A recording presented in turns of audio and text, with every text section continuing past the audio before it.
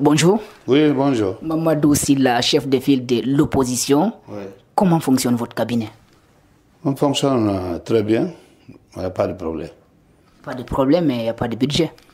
Oui, mais voilà, on le fait. Si on est bon Guinéen, tu aimes ton pays, donc il n'y a pas de problème. Il faut travailler, puis ça, les choses viendront après. Si ça ne vient pas de façon, les soirées là aussi.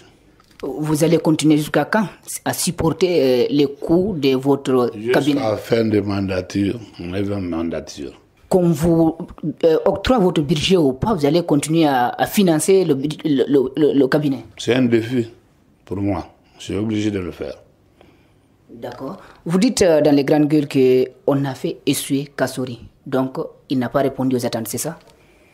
Oui, c'est ça, parce que vous savez, si ta main liée, c'est un peu difficile, quoi. Vous voyez? C'est un grand commis d'État, un bon financier, mais on ne peut pas faire tant que tu n'es pas. C'est pas toi qui décides. C'est compliqué. Voilà, c'est pourquoi j'ai dit qu'il devait vraiment revoir sa situation et puis prendre des décisions. Vous vous opposez, autrement, est-ce qu'on peut dire le pouvoir complique tout pour vous? Oui, bon, mon problème, quand on dit pouvoir, c'est une personne, hein, c'est la personne du président. Le président ne veut pas l'opposition, c'est ça que j'ai compris.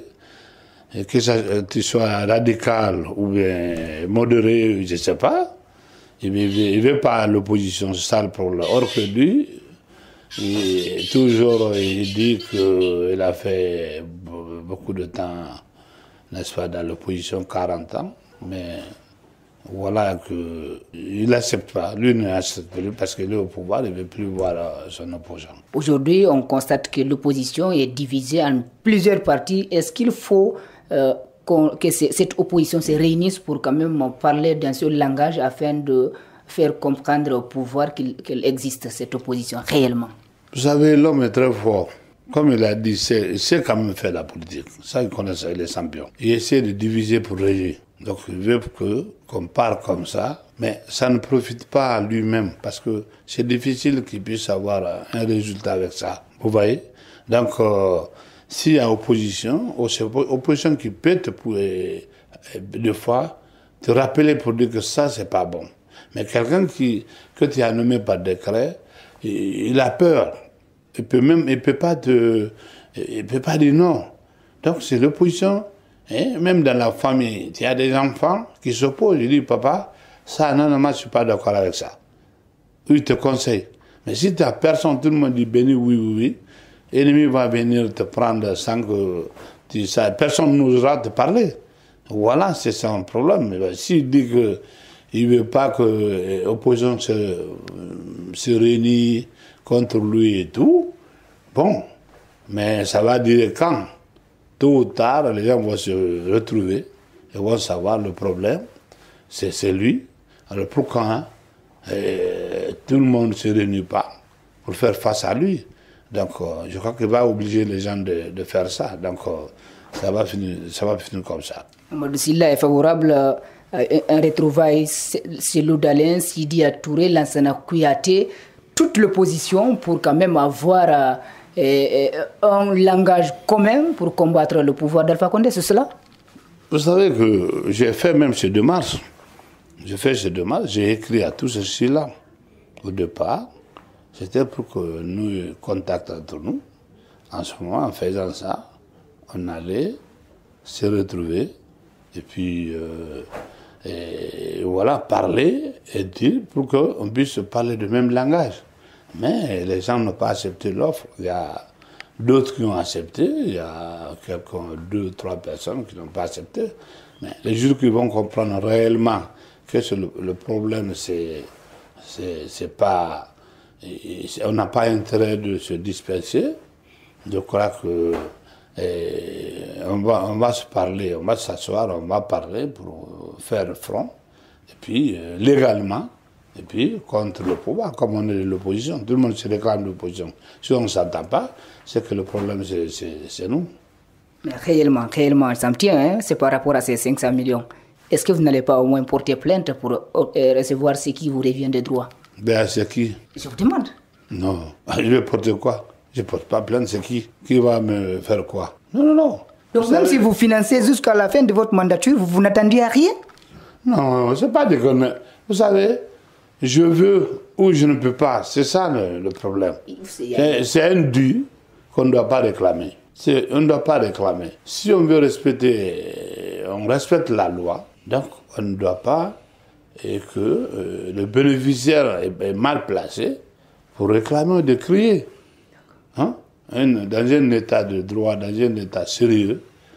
Et avant, j'ai vu ça au fond et avant de nommer un ministre, le département sont créés, les maisons sont préparées, meublées, n'est-ce pas? Et puis, le monsieur vient, le premier conseil de ministre en sortant, on lui donne son budget, on le tend le chèque, son budget d'installation d'abord. Donc, vous voyez, c'est ça l'état sérieux. Donc, on n'a pas besoin.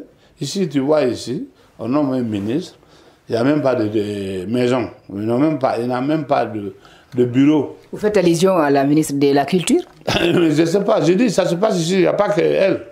Ça s'est passé depuis 10 ans, 11 ans de cela. Il faut qu'on nomme, après le ministre recourt de gauche à droite, des fois même ils vont aller même, je ne sais pas. Hein? On a vu un ministre ici qui est venu ici, qui est logé pendant, je ne sais pas combien d'années il a fait ici, il était à l'hôtel. Il était logé à l'hôtel, jusqu'à il est parti. Donc voilà, hein, c'est compliqué. Donc tout ça, c'est pas... Vous savez, l'État doit être très bien soigné.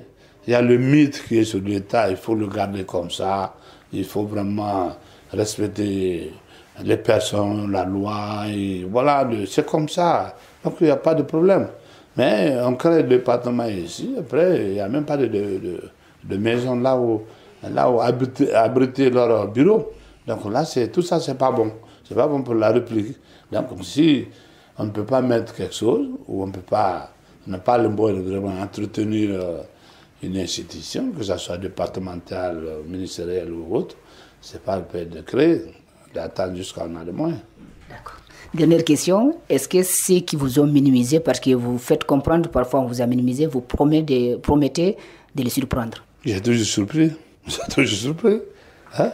Politiquement, vous savez très bien. Et puis, économiquement, et tout, parce qu'à un moment donné, économiquement, on disait que bon, c'est pas un homme qui est trop... C'est-à-dire, excuse-moi, le clinique n'est pas beaucoup, ils ne sont pas peuplés, mais j'ai plané sur tout le monde ici.